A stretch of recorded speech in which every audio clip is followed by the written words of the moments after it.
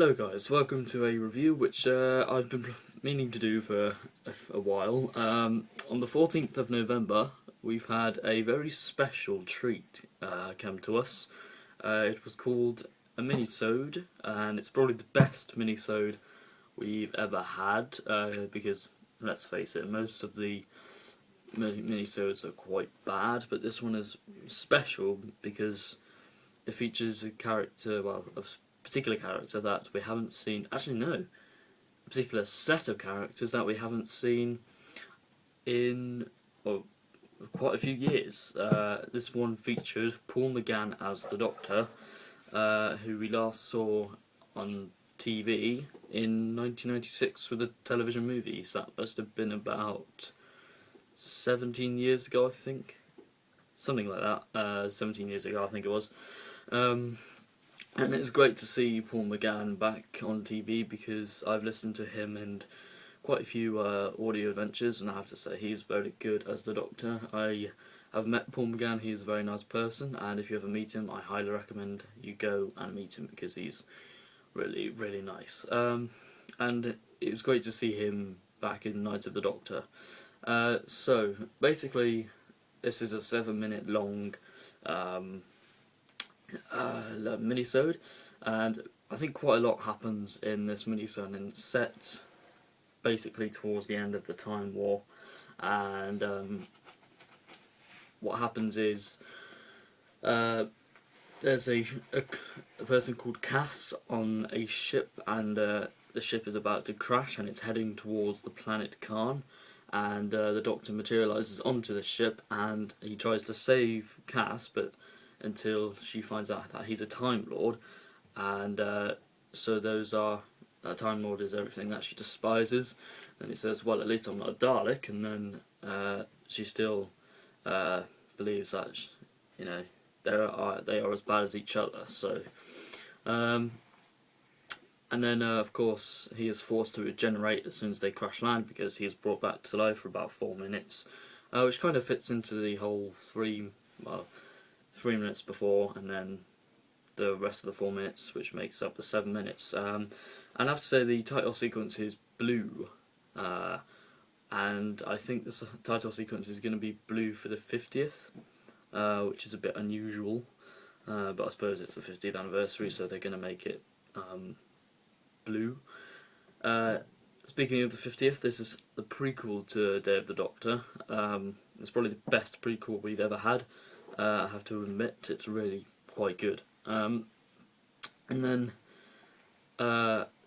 he's not only is he forced to regenerate, but he is allowed to choose his regeneration because the Sisterhood of Khan has all these different potions, and they're surrounding him, and he's allowed to choose which one. I think it's fat, skinny, wise, angry, man or woman, and things like that. And then he chooses to become a warrior, which of course makes him into John Hurt's Doctor. And we finally get to see Paul Mccann's regeneration, which is brilliant because that means we've nearly completed it. I think all we need now is a John Hurt into Christopher Eccleston, and if that happened, that'll make my day, that would, because I'd love to see regeneration into Christopher Eccleston, because he's my favourite Doctor, so I'd love to see one of regeneration into him. So Paul Mccann's outfit has changed a bit. It's still kind of similar to the one in the TV movie. He doesn't have his wig, he has his normal hair, which is quite cool, because he had that for Dark Eyes, and so that's pretty good. If you don't know, Dark Eyes is a Big Finish adventure series, and he had his hair short in that, so that's quite good. Because I think originally he wanted his hair short, but they gave him a wig. So, so really, this is a really good minisode. Lots of things happen in it, and of course, John Hurt's Doctor at the end of it looks fairly young. Now, I don't know why this is, but obviously we'll find out on the 50th. And if you didn't know, when you see the TARDIS in this minisode, this is the same TARDIS that you first see in the trailer.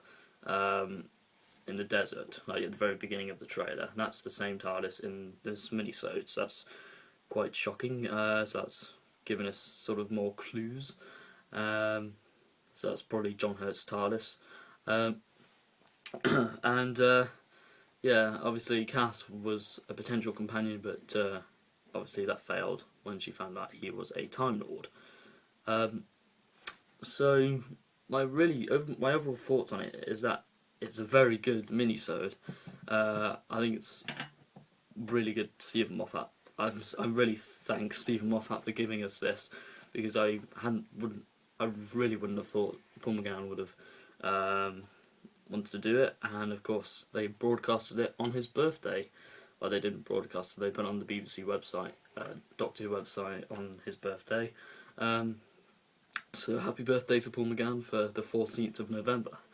So if I had to give it an overall rating, I think I would have to give it probably a 10 out of 10. Because as for the Generations scene, I was a bit disappointed with the visuals, but what I did quite like about that is fairly unique compared to what other new series of Generations that we've had. We've had mostly the ones that when they go like that, which is the most common regeneration scene for the new series.